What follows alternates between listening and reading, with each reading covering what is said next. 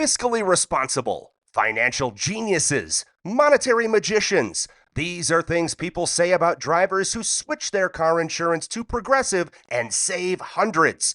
Because Progressive offers discounts for paying in full, owning a home, and more. Plus, you can count on their great customer service to help when you need it, so your dollar goes a long way. Visit Progressive.com to see if you could save on car insurance. Progressive Casualty Insurance Company and Affiliates. Potential savings will vary. Not available in all states or situations. I get so many headaches every month. It could be chronic migraine, 15 or more headache days a month, each lasting 4 hours or more. Botox, onabotulinum toxin A, prevents headaches in adults with chronic migraine. It's not for those who have 14 or fewer headache days a month.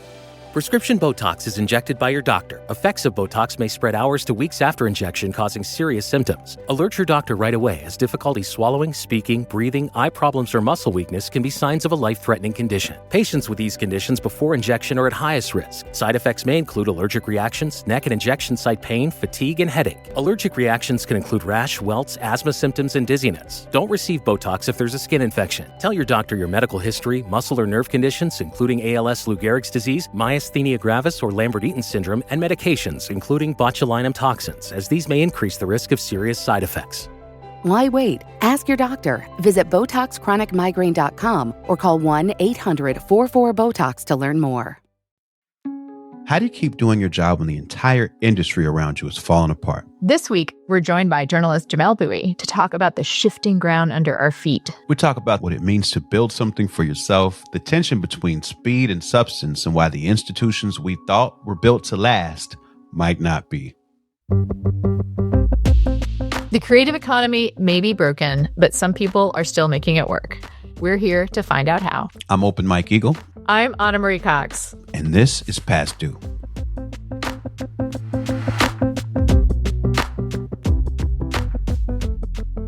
Good morning. Thanks for being here.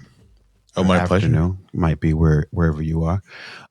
We have a question that we always begin our conversations with our guests, and it gets us right into the thick of things. And that question is, when's the last time that you felt worried about covering your monthly expenses? It's been a while. I got to be honest. It's been a minute. We like to hear that. We like to hear that. We really do.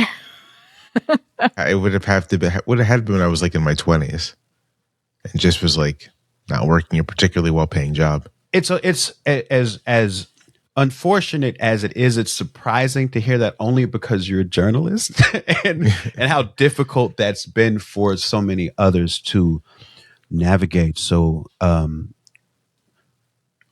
what do you think has been the reason things have been able to stay so stable for you?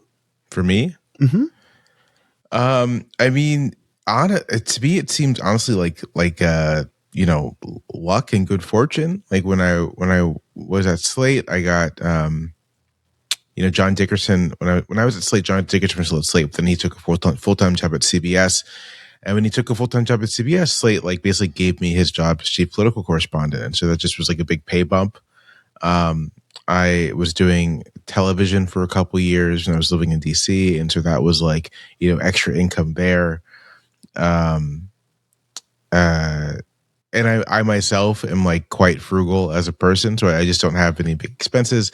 I was able to go to college tuition free, like just sort of, through a lot of good luck, I've been able to make my way through like the early part of my career without really worrying too much about money. When I say that, what I mean is just that, like, although on occasion it's like, I have to like really watch my spending this month when I'm like 23 or 24. Like there's never been a point where I was like, oh, I can't afford to pay rent. In part because I didn't have any other obligations other than those I had incurred myself. So I didn't really have to pay student loans or anything because, again, I went to school tuition free. I worked during college, and so most of my other expenses were paid for through working.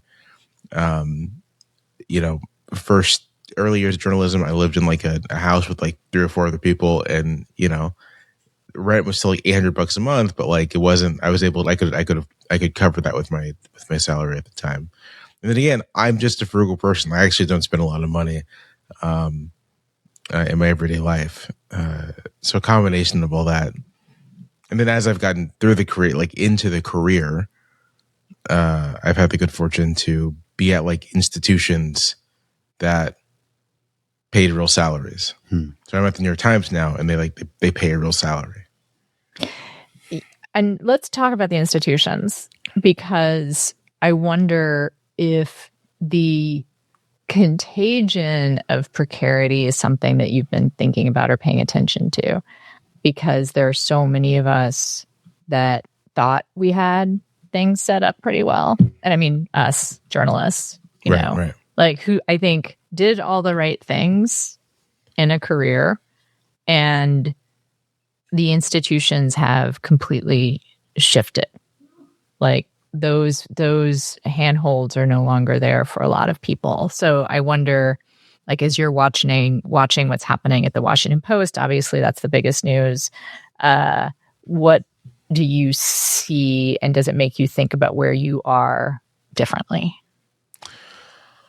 I mean, what I see, especially with the Post, is we 10 years ago is this period of precarity with the industry, because of an inability basically to like make money on the internet. And now, I mean, what's interesting is that like I think a lot of publications have figured out how to make money on the internet, but now it's like less like the Washington Post isn't a business question, right? It's a question of the billionaire who bought it is deliberately dismantling it for his own political interest. And so in the face of, not so much business challenges, but the challenge presented by like an organized political movement that sees the free press as an enemy and wants to do as much as it can to limit and restrict it. I think that, I don't know, that's like it's like a different environment. It makes things like, given the power of that organized political movement, it does make things like more precarious, but it's also the sort of thing where it's like because folks have kind of not totally figured out, but like you can run a publication on the internet, and as long as you're kind of like not looking for like infinite growth, you can run it kind of sustainably. There is like this big open space and open field for more independent publications, independent media, and the like. And so for me, I don't know, like I'm not necessarily worried about the Post happening to the Times, in part because it's like family owned, and they're very like jealous about their ownership. I do think about what would happen if I were to lose my job tomorrow. How would I adjust? How would I change? What would I do? And those thoughts are always in the back of my mind. It's just sort of a precaution as a way of kind of being forward thinking. And yeah, like how we navigate being in the journalism business when powerful billionaires are trying to end journalism. It's just, I think it's a question for everyone in the business. I think maybe especially acute if you are at a publication that is owned by a billionaire. And I don't really know what to do about that. I have been through a couple of small publications that are kind of vanity, operations, almost, but much smaller than the Washington Post, but that were not really started to make a ton of money, but you're at the whims of someone like just losing interest or deciding they want to like just not do it anymore. Right. Especially since you have to have a dedication to the project of journalism. Like that has to be the thing that you want to support. Right. Right. It has to be like a fundamentally almost like ideological thing. Like you just believe in journalism. So you're going to support this thing. And I think I feel differently about this moment than the precarity of 10 years ago. Because 10 years ago, it felt a little bit more like, yeah, they don't know how to make money, but maybe they can figure it out. Yeah. Like it will, something will happen. I mean, it got worse after that, but this just feels, I projecting, but it feels more a fundamental problem. Because if the institutions disappear now, like, what are we going to do without the Washington Post? Just that alone feels really frightening to me.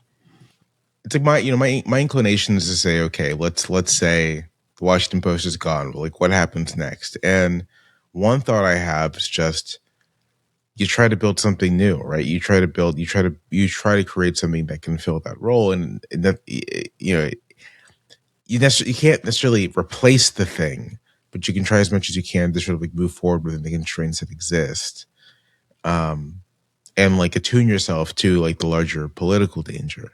Part of me also just thinks that part of me also thinks that the success of this billionaire project isn't necessarily guaranteed, in part because the visions that they seem to have for what these institutions would become are like not popular, money losers, expose them to lots of scorn and ridicule.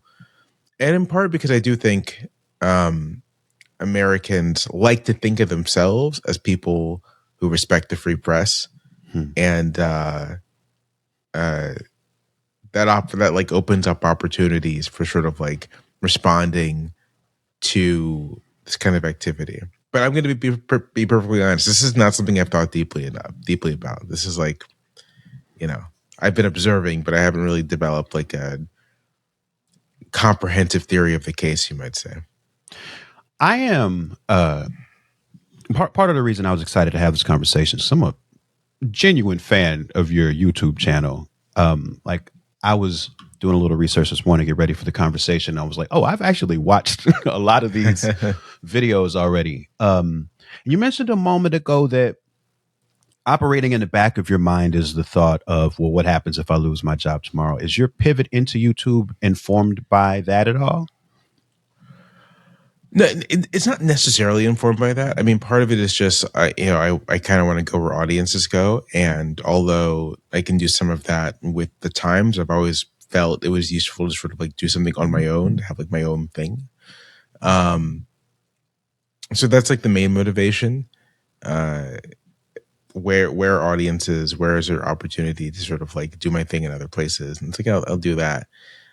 Does it like occur to me that in the event I lose my job, it'll be useful to have like a nice and thriving YouTube page? Yeah, absolutely. Right.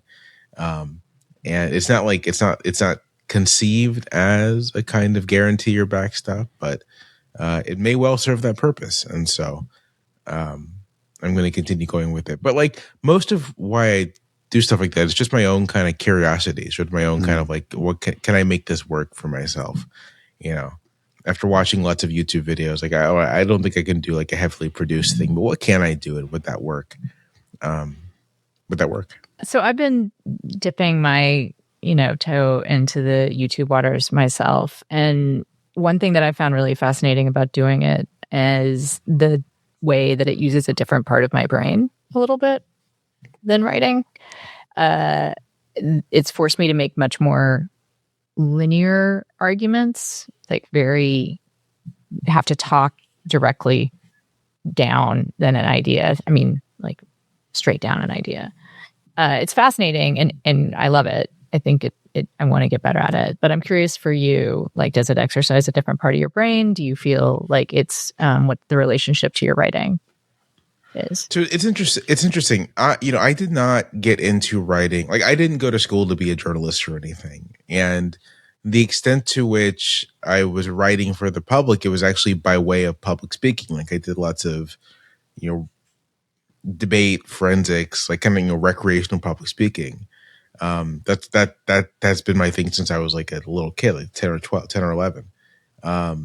So in a funny way, doing YouTube or any kind of video stuff is more, I feel more comfortable doing it. It's like actually much more in my wheelhouse than writing. I kind of have to like make myself a writer, in a real sense, but I've always been comfortable kind of speaking in public and for audiences. And so really the challenge for me often is conciseness. Like, how can I keep this concise and focused and sharp? But yeah, like I actually have to activate a different part of my brain when I'm writing, far more so than when I'm speaking. What do you find the difference to be? So, right now, before I started, I was like working on something, and I write everything by hand first. Oh, wow. So, part of it, like, I don't know. The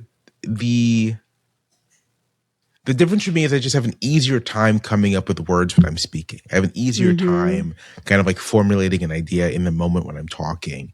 And it's like harder for me to like sit down in front of like a blank word processor and be like, okay, where am I going to start here? Part of why I write by hand is that sort of just the physicality of it is, I don't know if this is, I mean, for me, for Jamelle Bouie specifically, is more analogous to like speaking, like kind of like letting things come out of your hand onto a piece of paper. It's like a little closer to speaking than trying to type on a word processor, which is just, translating electrical impulses into ones and zeros into, whatever's on screen. So just sort of the fact that there's like there's a funny kind of feedback when you write on paper. In the same way that there's not the same way, but in a similar way in which there is feedback when you're like speaking to an audience, that is easier for me.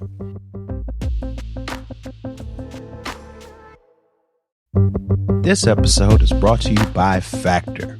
Cold days, big goals, absolutely zero interest in cooking? Factor makes healthy eating easy with fully prepared meals designed by dietitians and crafted by chefs. No planning, no grocery math, no what did I buy this ingredient for? I love that Factor has quality, functional ingredients, including lean proteins, colorful veggies, whole food ingredients, and healthy fats. And there's so much variety. Over 100 rotating meals every week, including the new Muscle Pro meals, if you're doing strength stuff. And they support your diet, whether it's high protein meals, Mediterranean, whole ingredients, healthy fats, or more. Plus, there are no refined sugars or artificial sweeteners. I've looked for something like this for a long time, and Factor really is the best. It's good food that tastes great and is ready in about 2 minutes, always fresh, never frozen, no prep, and no stress. Head to factormeals.com/pastdue50off. That's 50 off. And use code PASTDUE50OFF to get 50% off and free breakfast for a year. Eat like a pro this month with Factor. New subscribers only, varies by plan. One free breakfast item per box for 1 year while subscription is active.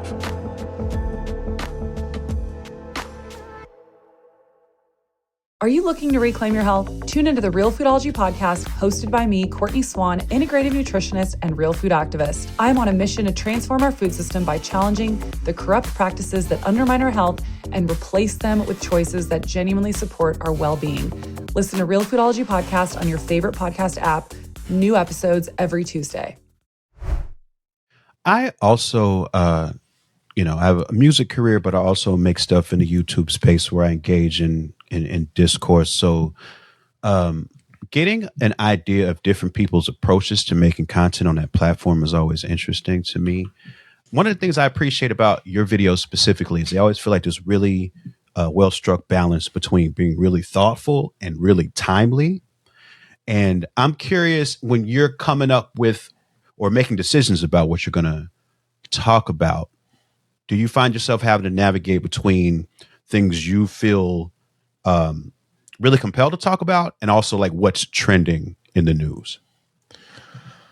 Sometimes those two things dovetail, right? Like sometimes what's trending is what I feel compelled to talk about, but more often than not, it's just like whatever I want to talk about. And I've like become, as I've gotten older, I've become increasingly less concerned with what other people want to talk about. I just don't necessarily care anymore.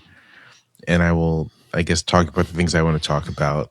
And again, sometimes that is stuff that is like in the news, is on trends, is relevant to people, but also often it's not at all. And I will, if it's not, I'm not going to worry about it. So when it comes to doing the videos, part of the point, I suppose, is to be like somewhat responsive, but like even being somewhat responsive. If it gives me an excuse to, make some digression into U.S. history that isn't necessarily relevant, I'm going to do it because that's what I care about. One of the things when I reached out to you that I was curious about is the split between your New York Times work and what you're doing on your own. You're also, I assume you're on TikTok. I'm not on TikTok, but you're on Instagram and you're on YouTube, and you have your own channel for that. But it's also true that the Times, I think, rather famously right now is pivoting to video in a really strong way. Like they've got so much of their content also in video. So what is that like relationship like? How does the Times feel, I guess, about everything you're doing? And then they want to own you as well. I mean, you're one of their marquee writers. Like they need you as part of their stable. And I imagine that might be something that you have to navigate carefully. I mean, so the interesting thing is when they began making this pivot to video and doing especially vertical social, it's like, among the columnists, like I'm kind of the only one with like I guess supposed Tressie as well. Tressie and I are the only ones with what you might call like organic social presences in those spaces and are comfortable with that kind of format. And so there hasn't actually been that much like tension or friction in part because it's like,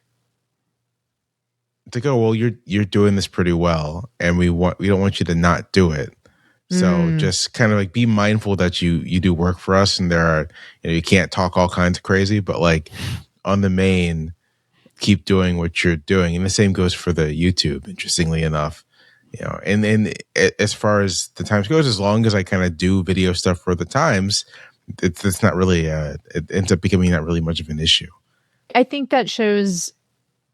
I don't know if that means that the entire institution has changed, but they've had such a, I would say, rocky relationship with social media as a company. Like they went from, we don't really want people to tweet, to please tweet all the time. Yeah. We need you to be a brand and to grow your own brand because we need that kind of presence. But I think they're also, like you said, they are concerned as much as anyone is about people going too far afield. I think, I mean, the Times is the Times, and it's a big old ship, and it doesn't change very easily, right? They don't turn on a dime. I mean, I understand like why probably you don't feel necessarily panicked about your situation there. Like it does seem like what happened at the Post is a pretty big outlier. Like it would take a lot for a single person to buy any one huge legacy institution and to choose to run it into the ground. So yeah. It makes sense to me that the Times is kind of willing to have you experiment a little, like have you be out there, and they clearly trust you. I mean, maybe they trust me. I don't know. I don't communicate with the Mothership that often, but they seem to not be like panicking about it, or at the very least, because I as soon as I said that, I was like, well, sometimes they do. At the very least, they kind of have accepted the trade-off between wanting a level of authenticity from people doing social and like that the control that they want. Because one of the Times branded stuff is like quite produced and quite it's often scripted. It's like very structured, and that can be successful, but it's sort of a different sort of thing than more parasocial approach to social media, and that can't necessarily be as scripted and as controlled. And so I think at least in my case, they've sort of accepted the trade-off there. Although, of course, again, sometimes they're like, you gotta cool it. So, can we ask, like, what is a time that they've asked you to cool it? Well, I mean, just this past weekend, I made this joke about JD Vance and how How if I knew a kid were going to turn out like Vance, I'd sell him for drugs too. And did I get a phone call about that? I did in fact get a phone call about that. I mean, that's real personal. Like that's. Yeah, I mean, it's funny. It is hilarious. It's just. Yeah. Some childhood trauma. Though, I mean, why did JD Vance turn out the way that? I mean, it's sort of. It's a right. It's a bit of a chicken and the egg thing. Yeah. No, it's not. It's not fair by any means. I was like specifically reacting because he was asked in an interview, should the U.S. government apologize to the family of Alex Preddy? Oh, yeah. And he rolled his eyes and was like, apologize for what? And I just was like legitimately very mad about that. So that was the impetus for saying the mean thing about Vance. And so stuff like that. You can consider that kind of like. My employer would really prefer me not to say stuff like that in public. And so as I approach that, it's sort of like, okay, I probably shouldn't. You mentioned a moment ago too, how much, since you don't, you're not too concerned with what people are looking to talk about, that if you want to, go off on a tangent about history at any given time, you feel perfectly licensed to do that. And that's one of the things I really like about your content, actually, is that your takes seem well-informed historically in a way that, most people who I engage with aren't coming from that perspective. And I'm wondering, in these current times that we live in, is there a particular moment in history that you feel like is important to point to and help and give an insight on the various things we're dealing with right now? Yeah, I'm a big believer that history is not a particularly good source of analogies, like because the past is just different. Its purpose is better served as sort of like case studies, like thinking about what it might be similar between our point and some point in the past, and not so much looking to see what's going to happen, but asking yourself, how did people respond to it back then, and can we learn anything from their response? That to me is like the much more useful thing. And so there's not like any single period of American history that I think is a good analogy or a good comparison point for ours. There are just moments and situations that can provide some insight into like how to address these things, right? So, thinking about ICE and Customs and Border Protection, I think probably lends one naturally to thinking about the vigilance committees that popped up in the 1830s and 40s and 50s, dealing with the question of like, how do we handle fugitive slaves coming our way? How do we handle federal slave catchers, that kind of thing? And so their work, right, the work of the vigilance committee is the work of the more, radical end of the abolition movement, offers some ways of thinking about, okay, what is our responsibility as citizens, given everything? What is our responsibility as communities? What models can we draw on to mobilize these communities? A scholar who I find very interesting, Omar Wasow, I think I say his last name, made a comparison to the Montgomery bus boycott. And again, there, it's not so much like this is a one-to-one comparison or anything, but Montgomery is an instance of a community kind of like organizing itself into a response. And so what can you learn from that as you're thinking about organizing in response to all of this? So that's sort of, that's my approach. And it sort of depends on the specific, like really the specifics of the thing. If you were thinking about the importance of political accountability, then like my immediate jump to is like, we didn't really do anything about all those Confederates, right? Like Jefferson Davis died peacefully in his bed, and there were real consequences for the lack of accountability for former Confederates. When you're thinking about the one thing I think we'll have to deal with, the country, hopefully we'll have to deal with this in 3 to 4 years, is how do you rebuild a broken federal government? And so the early New Deal era, where there's the creation of all these agencies and their rapid staffing and deployment, is a potential model for trying to answer this question and seeing what that looks like. So it depends. It varies. So you are public in your varied interest, I want to say. Like you talk a lot about I know you're a photography fanatic, and you also have another podcast about what would the genre of movie your other podcast is about? The genre, because I would describe the type of movie as comes on Sundays on TNT, and and that once you start it, you kind of just like don't stop watching it.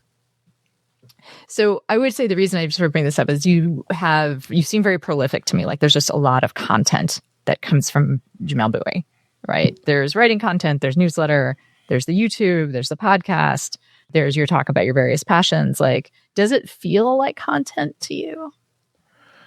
No, it does not. It does not feel like content to me, and I'm very uncomfortable with that word, to be perfectly honest. Because no, not in like, but just I tend not to use it because content feels very. It feels very like it feels like I'm a brand producing things by committee, and it's more that just like I'm just doing the stuff that I do. I'm a writer by trade, so I write. You know, I've always been interested in social media, and so since video is a social media thing, it's like I guess I'll do that too. And I started doing that not out of any desire to find some like other avenue for content, but just because, hey, this seems interesting. Let me see if I can make it work for me. Even the podcast with Gans, the podcast called Unclear and Present Danger, that was really just John and I talk a lot, and we were like, it'd be fun to do something together. It'd be fun to have a project that we both, an excuse for us to hang out once a week virtually. So that's the genesis of the podcast. And so that's done less as of any kind of like, let me extend the brand, and more just like, I like my friend, I like watching movies. And so this is the thing that we do together. And the camera stuff, that's just a long-standing passion. So it's it doesn't feel like content to me. It kind of just feels like things that I do during the workday.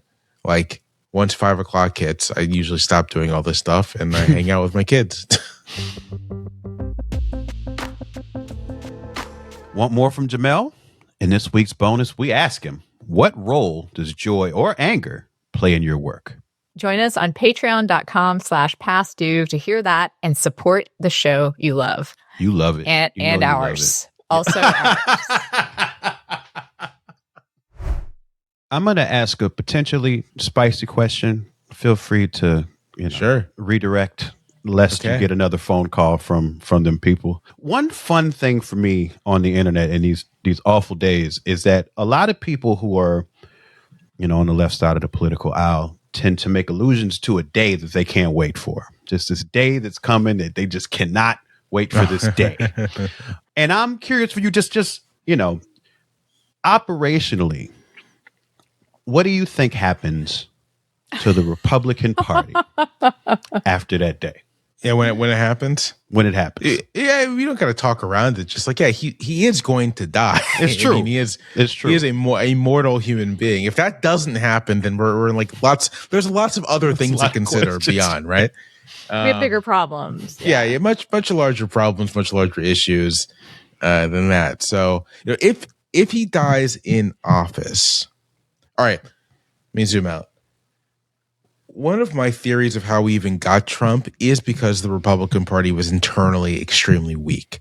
And I think that can be like, people can forget that, but Obama's win in 2012 was like genuinely traumatic to Republicans. They like did not expect it coming. Part of why certain kinds of Republicans obsess over that campaign is because they thought that they had the public. Excuse me. So they thought that, we're going to win this. And they didn't. And it was like a real shock to them. And not only did they not win, but Obama got a kind of a clear majority and seemed to be sketching out the outlines of something like a dominant electoral majority. Obviously didn't materialize, but that's sort of what it felt like at the time. And Republicans put out this autopsy and everything. There's the Tea Party rebellion happening at the same time. The next year, 2 years later, Eric Cantor, the House Majority Leader, gets knocked out in a primary. This is the 7th District in Virginia, basically my backyard.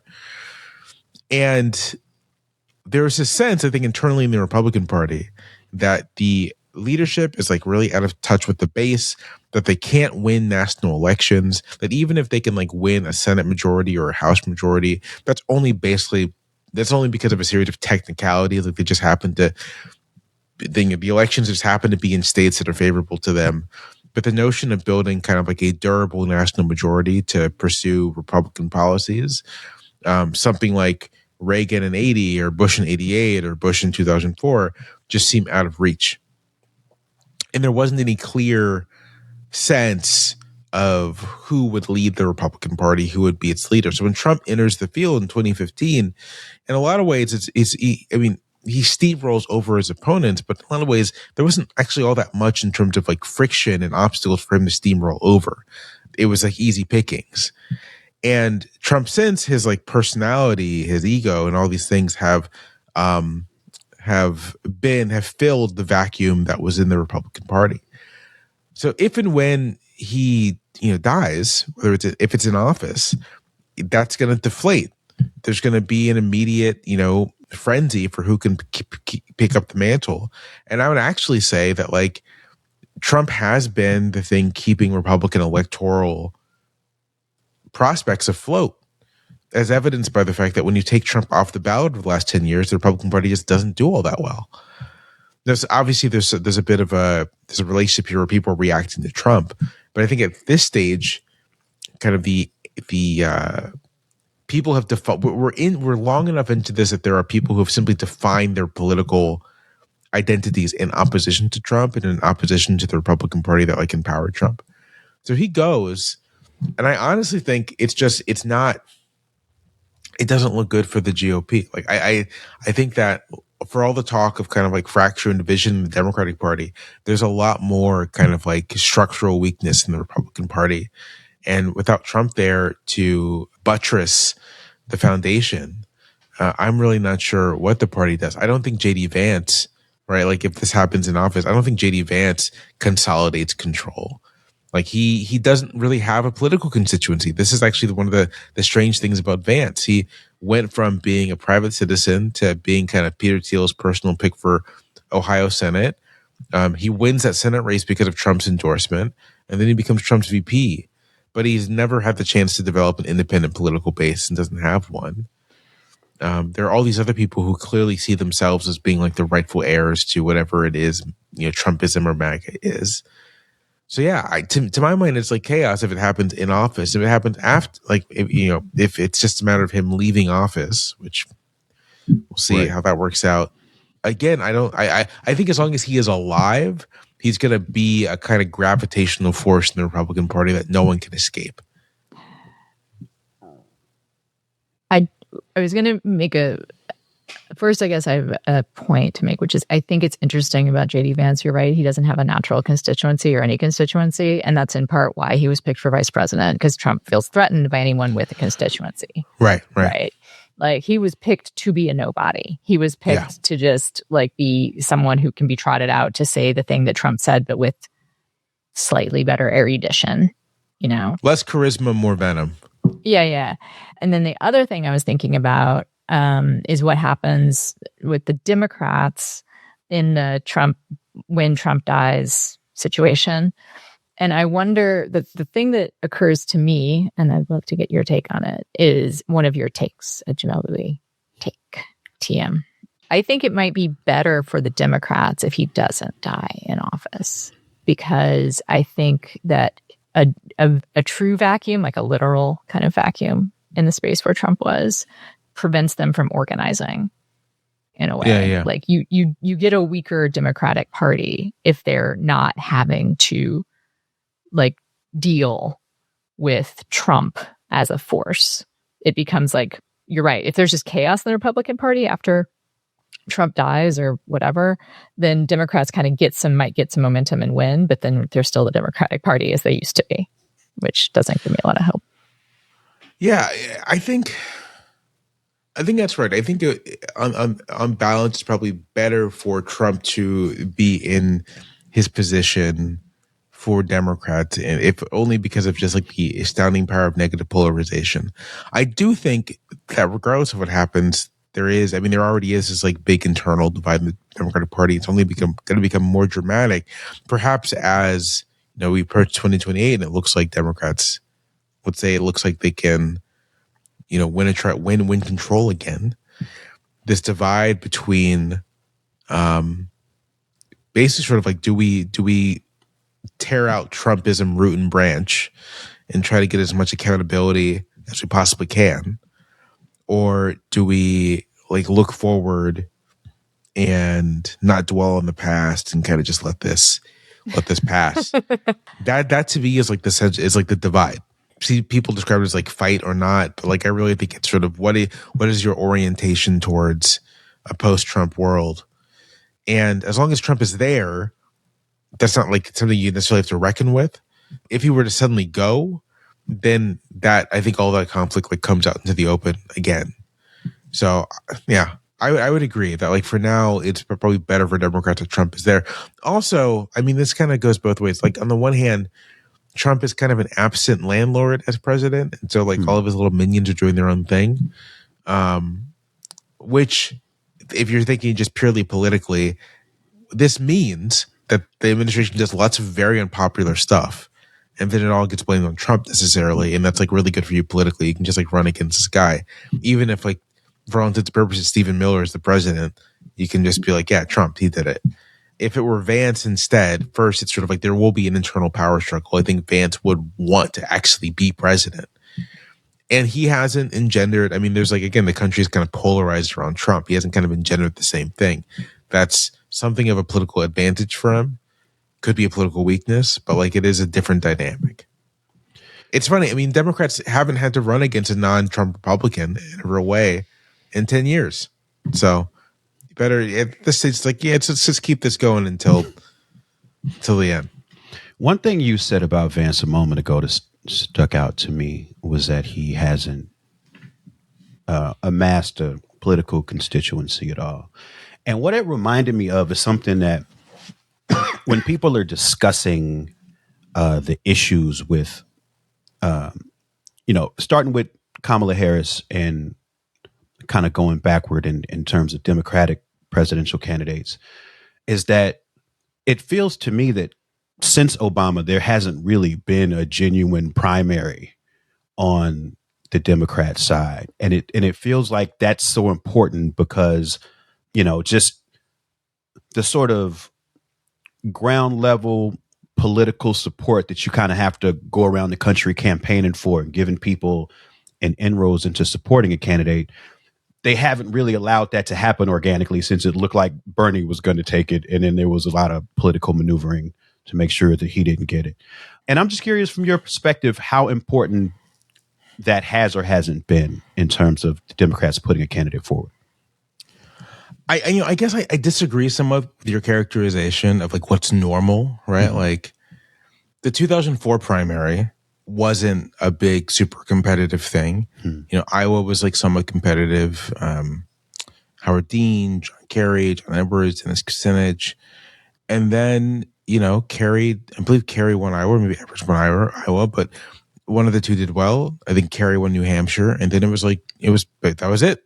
John Kerry won. The 2000 primary, Al Gore's vice president, it's like kind of a coronation. Right. The closest thing to something like 2008 prior to 2008 was probably 92, where Clinton and Jerry Brown were kind of the two top contenders. Maybe you might say 84 and 88. But even then, Jesse Jackson in both 84 and 88 put up like really strong kind of like insurgent candidates. But like there was no real sense that Jackson was going to take it away. Maybe in 84, it was so surprising that it seemed, maybe Jackson would take it away. But in 88, there wasn't the same kind of, once Biden got knocked out the race, Dukakis was sort of, he's the guy who's going to win it. And so I let's just to say that looking at the post 2008, it's like 2016 looks more like the typical kind of primary situation. You have a high-ranking administration official, like in the outgoing administration, prominent, political personality who, Bernie puts up a very strong insurgent fight, but like there's just not really any chance that Clinton is going to lose the nomination, which is one reason why there shouldn't have been on part of some of Clinton's allies kind of like scheming, because like she's going to win and it might be like a little painful, but it's going to happen. And likewise in 2020, a bunch of candidates maneuvering to block out one guy. That's just politics. Like, I don't, part of me is like, I don't know what else to call that. Like, there's no referee for politics. It's just sort of either you box out your opponents or they box out you. But the notion that there's something illegitimate about that kind of maneuvering to me is like, well, I don't know what game you think you're playing. Having said that, I do think that the Harris situation is just distinctive. I think the optimal thing that would have happened for 2024 is Biden drops out in 2023 and allows just like a full on competitive primary to happen. Now, it's entirely possible that Harris wins that competitive primary in the way that someone in position typically does. But that at least gives you a chance to kind of like see how she handles like a couple proper elections ahead of time. I'm curious if you think, so one way of, I think, putting a frame around what you just said about the ideal situation of Biden dropping out really early and keeping his promise of not wanting to run again and then having Harris be the heir apparent is that you would at least get the theater of a campaign, right? Yeah. Which I think is important in creating some kind of, solidarity around a candidate and the Democratic Party. Right. Then they feel like, okay, like even if there wasn't, we have a story about our primaries that they mean something and we will believe that this is actually a consensus candidate, even if, and this was going to be my question, even if our primary system is actually not a system designed to create real consensus. Yeah. And it is not actually a mirror of the American public. Yeah. Which is, I think is the answer, sort of the thing that's hiding underneath your answer to Mike's question, is that our primary process does not produce consensus candidates in reality. It produces the theater of consensus. Yeah. So I think you're right to say that like having a more traditional primary process in 2024 would have helped create that narrative, create that sense that this is like a totally legitimate above board thing. Prior to 1968, 1972, there were primaries in that people went to go vote for candidates, but they weren't binding. They were like showcases. It was, this guy is running. Can he actually win something? And the primary is a place where you can demonstrate, yeah, I can win stuff. 1960 was really the first time in the modern era that, and that's because JFK was like kind of a relative newbie, no real big record. Is his first time that you see a candidate making a big deal out of winning a primary and trying to translate that into political legitimacy. And I say that because there's like two different kinds of consensus, right? There is a kind of perceived consensus among the public. Does this choice represent kind of our democratic will as we understand it? And then there's like consensus among the people who lead the party, like party operatives, people who represent party members, right? The people who represent ordinary voters, but also the institutional party. And the primary system as it exists among Democrats is like this uneasy balance of these two things, trying to do two things at once. But I'm sort of with the view that you kind of have to pick one. Either the primary system is basically like a mini presidential election, and it is based entirely on Democratic assent, or it is something more. It's a smoke-filled room, and there are advantages to both. Like both things have their own advantages. Like smoke-filled rooms will never produce someone who people are excited about, but they can often produce people who like can win and who are recognized kind of like their commitments to various stakeholders. The big Democratic mini presidential election, sort of almost like plebiscite of a primary, produces unusually charismatic candidates, like very remarkable ones, people who are I guess like well attuned to like modern lowercase d democratic politics, but they aren't necessarily the people who would be best at doing the job as president, right? Those two things aren't necessarily in alignment. And so you can have a very, very charismatic president who stumbles a lot in their first 2 years as they learn the ropes because they just like, they're inexperienced. And I think this has actually been the experience of Democrats since the middle of the 20th century. JFK. I admit I'm a bit of a JFK hater. Like I think he's sort of like really overrated. But JFK had like a very rocky first 2 years. Carter had a very rocky first 2 years and really never recovered from it. Yeah, I was going to say, yeah. Rocky 2 years, if I'm being generous, Rocky 4 years. Clinton, quite famously, had a very rocky first 2 years in office. And he almost needed the Republican Revolution as much as anyone else because it allowed him to reset his entire administration against Republicans. And Obama, struggled in that first year. He probably did a little better than his predecessors, but like he did struggle in the first year, the first 2 years. And I think there's something to like the weakness of the kind of, again, plebiscite style primary process. So I don't know. My view, like I myself, if I had to like wave a wand, I think that there's a lot worth trying to recover about the smoke-filled room, but I don't think that's where most people are. I think most people want something more lowercase d democratic that excites them, and in which case, like you have to make that the system overall. Like find some way to kind of make that, how it works. People want like a single day national primary. I think that's a bad idea, but if that's what people feel will be the most legitimate thing, then all right. We really appreciate you coming on. I've been very interested in what you've been saying about the importance of being where the public is, especially as a political writer myself. And I think, you've really, I think, inspired me, and I know quite a few other people to think more in terms of being where the public is. So thank you for being where this public is, I guess. Yeah, do I like that people would rather watch 5-minute videos or 3-minute videos and read? No. I don't prefer that. But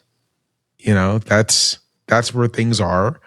And the analogy I've once used is this is bad. This is not the analogy I've once used is that if social media is a place where people can get like addicted to just like misinformation and bad information, I think it is kind of the obligation of people, those of us who are in the business of like disseminating good information, to basically act like clean needle distributors. Like, we're there, harm reduction. We're there to kind of like, reduce the harm inherent into this form. And so if I can go on and talk about politics and talk about history and be like, you should read this peer-reviewed book. You should check out these articles. Here's actual things you can know and resources you can use, rather than sort of like vague posting about, conspiracies.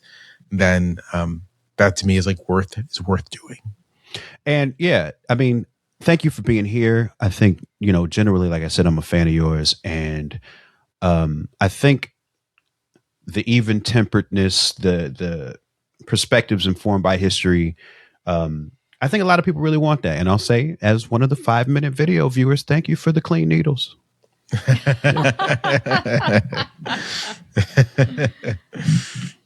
Thank you, guys. I really appreciate that. I really appreciate you having me. Oh, Anna, I think it's time for us to plug our stuff. I think that's an important part of the show, too. We can stop doing the thing where we do each other's. I'll go ahead. For sure. Right. I think let's because plugs evolve. I think every few weeks we should do a quiz of like doing each other's plugs, but because they do change. So I have a Patreon too now. It is patreon.com/AnnaMarieCox2. You can sign up to just give me $5 a month. That's a tier, Mike. I don't know if you have one of those, but I don't. But have one now. I should. It's just like you like me. You don't care what more you get. Just give me $5. I like that a lot. And then I have a daily writing session access for $10 a month, and then you can pay $150 a month for editing help, an hour a month of editing. And I'm still writing for The New Republic. I just did a report from Minneapolis. I will be going back to Minneapolis. As loyal readers or listeners may know, I spent 10 years there. And what's happening is it's on everybody's heart. But I can't stop thinking about it, basically. And then I have another podcast called Space the Nation, where we talk about science fiction and not as much about other stuff that's in the news. So we most recently, we're having Groundhog Month, where we're doing talking animal movies. So we just did Guardians of the Galaxy, the first one. So good. God, that's a good movie. Top tier Marvel. Like, shockingly good, to be honest. Also, how's your YouTube coming? Okay, so it was doing really well. And then I did a second Minneapolis video that was about how the violence is a distraction. And like, not that it's not important, but that, let's see, the really smart thing I said is that violence gives us a narrative and it may not be the complete narrative. Like, violence can seem like it's clarifying, but is it really clarifying? Like, there's always more that's happening. And it did not, the algorithm didn't love it, but somehow I think someone on a conservative site posted about it. So all the comments are like, not nice. Those type of comments. I'm picking up what you're laying down, but I hope. So I got to get another one. Got to get another one out there. Yeah. Got to get another one out there. I hope you're sticking with it, because we love seeing your words brought to life in that manner. Thank you. Yeah. I'm going on tour starting next week with the rap group Clipping. We'll be playing Kansas City, Inglewood, Colorado, Seattle, Portland, Berkeley, and in LA. And then in May, I'll be in the EU and UK, Amsterdam, Brighton, Bristol, London, Nottingham, Leeds, Glasgow, and Manchester. And aside from that, I'm at home going live on Twitch 3 times a week for the morning show. My YouTube channel is active. If you search Open Mike Eagle on there, you'll get a latest healthy helping of what I've been yapping about. And I'm also on patreon.com/Open Mike Eagle. And thank you for listening, everyone. See you soon. Past Due is hosted by Anna Marie Cox and Open Mike Eagle. It's produced by Andrew Steven. You can find more at pastduepodcast.com. Help support the show by joining our Patreon at patreon.com/pastdue. You'll get bonus content, extended interviews, and more. As always, if you like what we're doing, another way to help is by subscribing, sharing the show, and leaving us a review. Thanks for listening.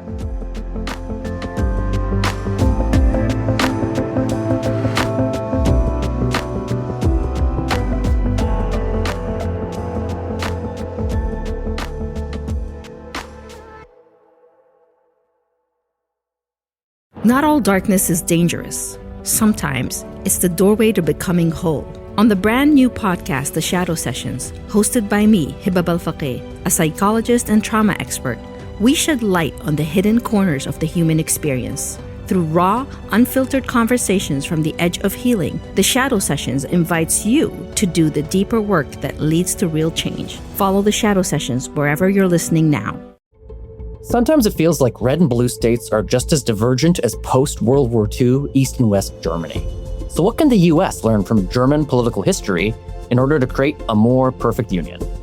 Find out on the new season of The Future of Our Former Democracy, the Signal Award-winning podcast from More Equitable Democracy and Large Media. Hosted by me, Colin Cole, and Heather Villanueva. It's time to rethink democracy. So follow The Future of Our Former Democracy wherever you get your podcasts.